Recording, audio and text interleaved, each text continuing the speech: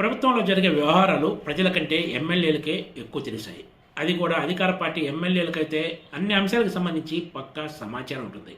అదే ఇంకా street smart ఎమ్మెల్యేలు అయితే లోపల జరిగే విషయాలు కూడా తమకున్న లింకులతోటి సమాచారం సేకరించి కూడా పెట్టుకుంటారు. ఆంధ్రప్రదేశ్లో కూటమి ప్రభుత్వం అధికారంలోకి వచ్చి ఏడాది దాటిన సంగతి తెలిసిందే. ఈ ఏడాది కాలంలో కొంతమంది టీడీపీ ఎమ్మెల్యేలు వైసీపీ ఎమ్మెల్యేల తరహాలోనే నియోజకవర్గాల్లో అడ్డగోలుగా అవినీతికి పాల్పడుతున్నారంటూ కొన్ని మీడియా సంస్థలు పదే పదే ప్రచారం చేస్తున్నాయి. దీనిపై కూడా ముఖ్యమంత్రి చంద్రబాబు నాయుడు ఆగ్రహం వ్యక్తం చేస్తూ ఆ ఎమ్మెల్యేలకు వార్నింగ్ ఇచ్చినట్లు కూడా వార్తలు వచ్చాయి.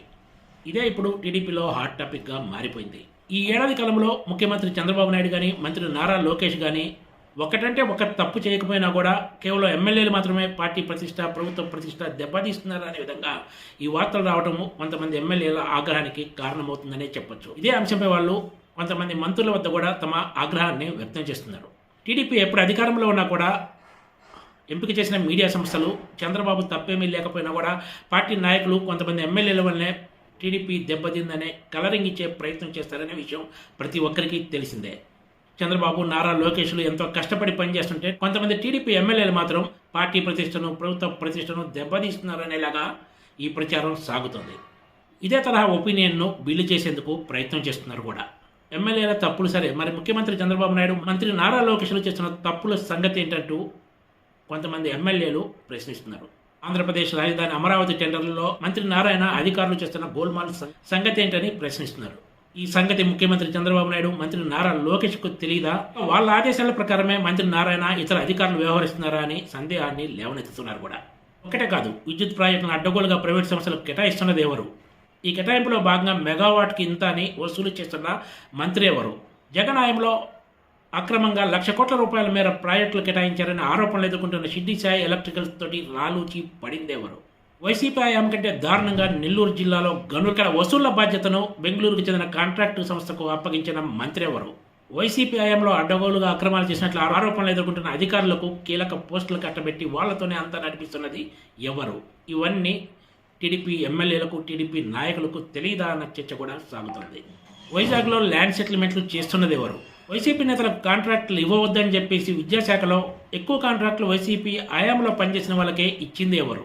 ఈసారి క్యాబినెట్లో ఎక్కువ కొత్త వాళ్ళని తీసుకొని అనధికారికంగా ఆయా శాఖల్లో అధికారం చెలాయిస్తున్నది ఎవరు? ఒక మంత్రి పేరు చెప్పి పోస్టింగుల దగ్గర నుంచి మైనింగ్ లీజుల విషయంలో ఎవరి బినామీలు పనిచేశారని మీడియాలో వార్తలు వచ్చాయి. అలా పుట్టిన కంపెనీలకి ఇలా 1,000 కోట్ల రూపాయల ప్రాజెక్టులు కట్టబెడుతూ ఆదేశాలు ఇచ్చింది ఎవరు?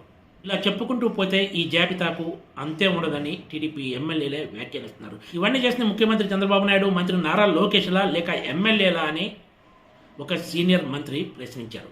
పైన ఉన్న వాళ్ళు ఎవరికి తోచిన విధంగా వాళ్ళు దోపిడీకి పాల్పడుతుండటంతో కొంతమంది ఎమ్మెల్యేలు కూడా దారి తప్పి వ్యవహరిస్తున్నారంటంలో ఏమాత్రం సందేహం లేదని ఆయన వ్యాఖ్యానించారు. తానా నాటి సమావేశాలపై కూడా పార్టీ సర్వసభ్య సమావేశంలో ముఖ్యమంత్రి చంద్రబాబు నాయుడు చేసిన వ్యాఖ్యలపై కొంతమంది ఎమ్మెల్యేలు అభ్యంతరం వ్యక్తం చేస్తున్నారు. 5 ఏళ్లు నియోజకవర్గంలో ఉండే ఎమ్మెల్యేలు ఒక 10-15 రోజులు విదేశీ పర్యటనలకు వెళ్లి వస్తే కొంపలేమీ అంటుకుపోవన్నదే వాళ్ళ అభిప్రాయం. ముఖ్యమంత్రి చంద్రబాబు నాయుడు మంత్రి నారా లోకేష్లు ఎన్నిసార్లైనా విదేశీ పర్యటనలు చేయవచ్చు కానీ ఎమ్మెల్యేలు ఒక్కసారి తానా నాటి సమావేశాలకు పోతే తప్ప అని సందేహాన్ని లేవనెత్తుతున్నారు. ఎక్కడి వరకు ఎందుకు అధికారంలో ఉన్న తొలి ఏడాది కాలంలో ముఖ్యమంత్రి చంద్రబాబు నాయుడు మంత్రి నారా లోకేష్లు వీకెండ్స్తో చాలా రోజులు హైదరాబాద్లోనే ఉంటున్నారనేది కూడా టీడీపీ నాయకుల ఆరోపణ.